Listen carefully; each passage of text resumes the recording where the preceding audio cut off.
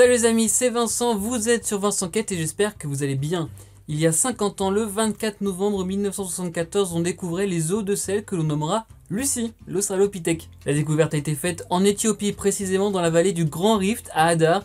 Au total, 52 os d'un même individu sont alors découverts par l'équipe franco-américaine dirigée par Maurice Tayeb, Yves Coppens et Donald Johansson au cours de l'International Afar Research Expedition. 52 os, ça représente 40% du total de l'individu. C'est une grande première de trouver un squelette aussi complet et c'est ce qui nous a permis d'en savoir plus sur cette espèce. Il s'agit d'un hominidé, c'est-à-dire une famille de primates dans laquelle on retrouve alors à la fois les orang-outans, les gorilles, les chimpanzés, mais aussi les homos comme les homo sapiens, l'humain donc. Lucy vivait il y a environ 3,2 millions d'années à l'époque du Pliocène. Mais pourquoi est-ce qu'on l'appelle Lucy? Déjà parce que c'est une femme ou une femelle, il n'y avait aucun doute là-dessus à la découverte des os. Pendant les recherches, la chanson des Beatles Lucy in the Sky with Diamonds résonnait.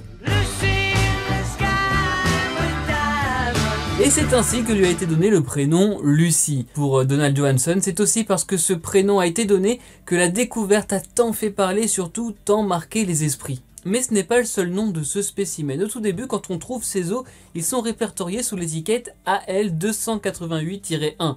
En Éthiopie, on parle de Dinknesh, ce qui veut dire « tu es merveilleuse » en aramique, la langue officielle du pays. Et le nom officiel de Lucy, c'est Australopithecus afarensis, l'une des 8 espèces d'Australopithèques trouvées à ce jour. Mini parenthèse, depuis une vingtaine d'années, des études réfutent que Lucy soit une femme, et oui, Lucy pourrait être un homme, le débat est ouvert chez les scientifiques. Et allez, une deuxième parenthèse, tant que j'y suis, les Australopithèques, les singes du sud, vous voyez l'étymologie à côté de moi, ont vécu il y a entre eux alors moins 4 et moins 2 millions d'années environ. D'après les os trouvés en 1974, Lucy faisait entre 1m5 et 1m10 et pesait entre 25 et 30 kg, elle serait morte à l'âge d'environ 20 ans.